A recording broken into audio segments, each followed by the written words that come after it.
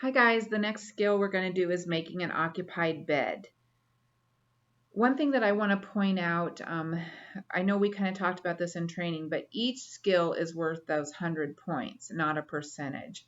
So each time they miss something, that takes off of the points.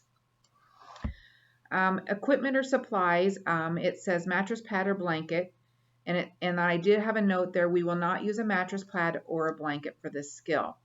We'll need a bottom sheet, flat or fitted. We will use fitted. I just wanted them to know that some facilities do use the same sheets. Gloves, paper towels as a barrier for clean linens, waterproof disposable pad, pillowcase for each pillow, top sheet, cotton draw sheet if needed for agency policy. And again, our cotton draw sheet will be a flat sheet that's folded, bath blanket, bedspread, and laundry bag. Again, the hand hygiene is going to be just hand sanitizer. Place the linens on the clean surface, so when they come in, I want to see them putting that barrier down and placing them on with that paper towel. You know, they may use one of the blue chucks. You know, I guess we wouldn't count that wrong. However, I might have a discussion with them that, you know, it might be more economically friendly to use a paper towel versus that.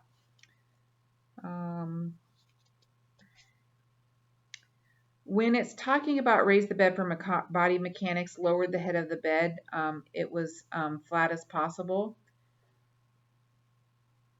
We really want them asking the patient, is it okay for me to lower your bed? Is that okay? That would be, and facilitating lab instructors have that conversation when they're doing peer checkoffs, what that looks like, that they're asking that patient, is it okay? Because again, that's what they're going to do in the real world. Step 9, hand hygiene with hand sanitizer, and then we put on the gloves. Loosen the top linens at the foot of the bed. Again, maybe a little different than what we have done in the past. Fold it and remove the bedspread. Now, in most facilities, the bedspread is not sent to laundry every time they change the bed. So we are going to model that. So the bedspread is going to be used, reused. So if it is not soiled, then when we're doing peer checkoffs and we're doing testing, they would just fold it. They don't need a bedspread really as part of their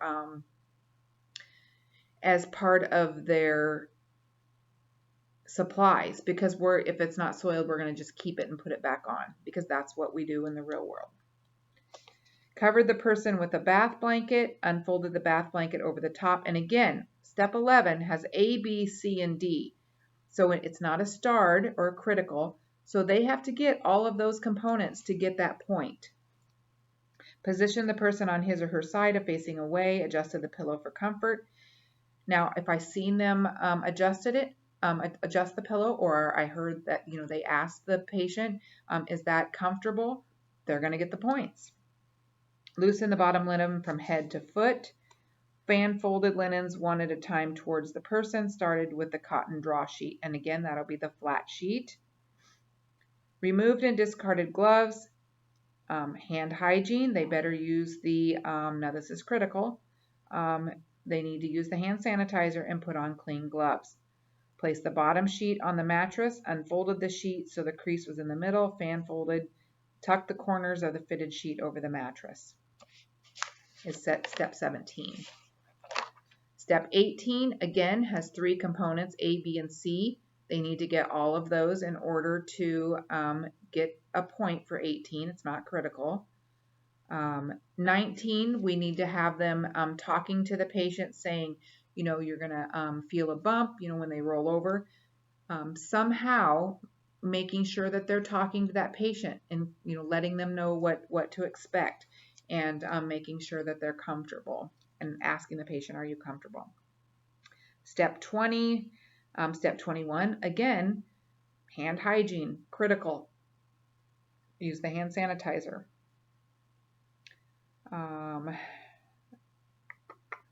The rest of these,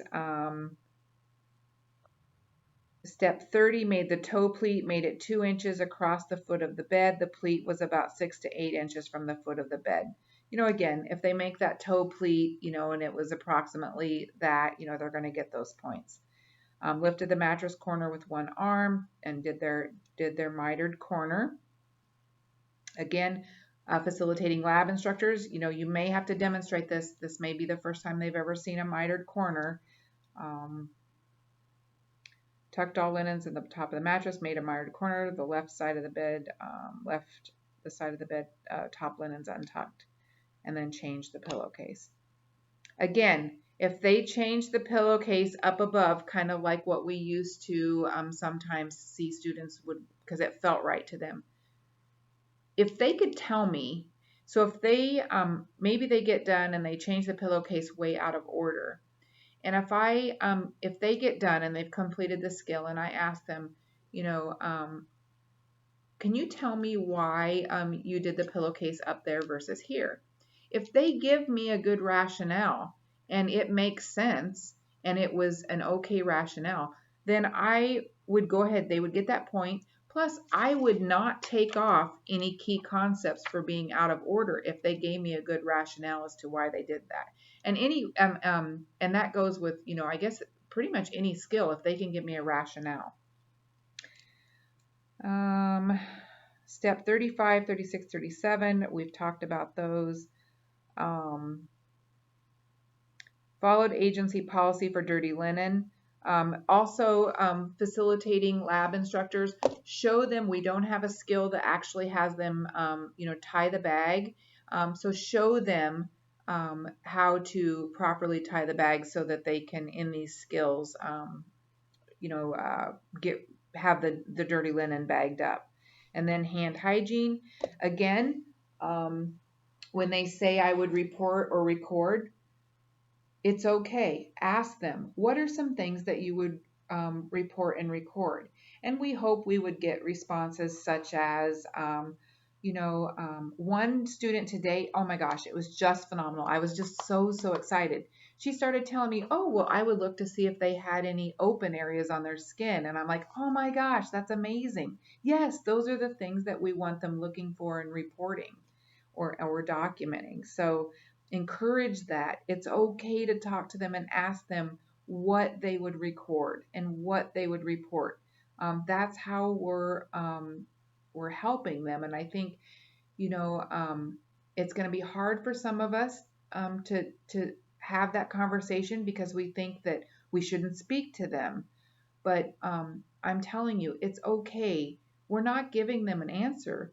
We're asking them to help me understand that they understand, okay? It's just giving us data that we can say, yep, without a shadow of a doubt, they pass this skill. 42, 43, and 44 really insignificant on that. If you have any questions, please again, reply to the video and let's start a great discussion about the video and any thoughts, concerns, questions, what that you might have in regards to making an occupied bed.